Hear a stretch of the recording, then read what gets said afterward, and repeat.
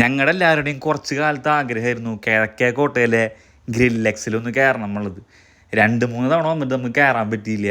ആ ക്ഷീണം നമ്മൾ തീർക്കാൻ പോവാം. 16 ഐറ്റംസോട് കൂടിയിട്ടുള്ള പ്ലാറ്ററായിട്ടാണ് നമ്മൾ ഓർഡർ ചെയ്യാൻ പോണത്.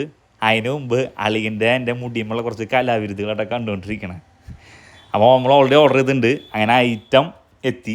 ഇത് കണ്ടപ്പോൾ തന്നെ എവിടെ തുടങ്ങണം, എങ്ങനെ അവസാനിപ്പിക്കണം എന്നുള്ളൊരു മൈൻഡ് സെറ്റിലിരിക്കുക കേട്ടോ. അങ്ങനെ നമ്മൾ ഓരോരോ ഐറ്റംസ് എടുത്ത് ട്രൈ ചെയ്യാൻ തുടങ്ങി. ഇതിൽ മെയിനായിട്ടുള്ളത് വിങ്സും അൽഫാംസും റൈസ് തന്നെയാട്ടാ. ആദ്യം തന്നെ ഇവരുടെ ചിക്കൻ കബാബിൽ നമ്മൾ സ്റ്റാർട്ട് ചെയ്യാൻ പോകട്ടാ. നല്ല സ്പൈസിയും നല്ല ടേസ്റ്റും ഉണ്ടായിരുന്നു കബാബ്. നെക്സ്റ്റ് ട്രൈ ചെയ്യുന്നവരുടെ ബീഫാട്ടാ. അതിങ്ങോട്ട് കയ്യിലേക്ക് എടുക്കുമ്പോഴേക്കും പോരും.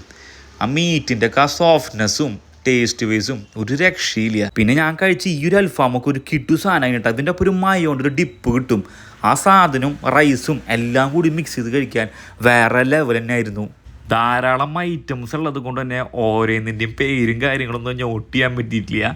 കഴിച്ച ഓരോ മീറ്റും കാര്യങ്ങളും ഞങ്ങൾക്ക് എല്ലാവർക്കും പേഴ്സണലി നല്ല രീതിക്ക് തന്നെ ഇഷ്ടപ്പെട്ടിട്ടുണ്ട്. അതുകൂടാണ്ട് നമ്മളൊരു ഡ്രിങ്ക് പറഞ്ഞ സ്ട്രോബെറിയുടെ ഒരു ലൈമ്, അതൊരു രക്ഷയില്ല, കിടു സാധനം തന്നെയായിരുന്നു കേട്ടോ.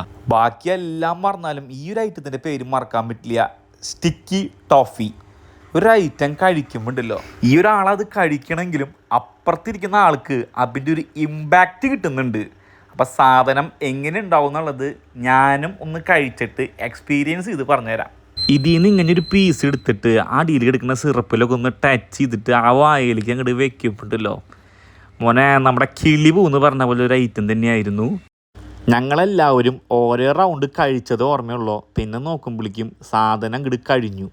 അത്രയ്ക്ക് ഞങ്ങൾക്ക് എല്ലാവർക്കും പേഴ്സണലി നല്ല രീതിക്ക് തന്നെ ഇഷ്ടപ്പെട്ടിട്ടുണ്ട് കേട്ടോ ഈ ഒരു ഐറ്റം. അപ്പോൾ നിങ്ങളവിടെ പോകുമ്പോൾ ഒന്ന് ട്രൈ ചെയ്തോളൂ ഈ ഒരു ഐറ്റം.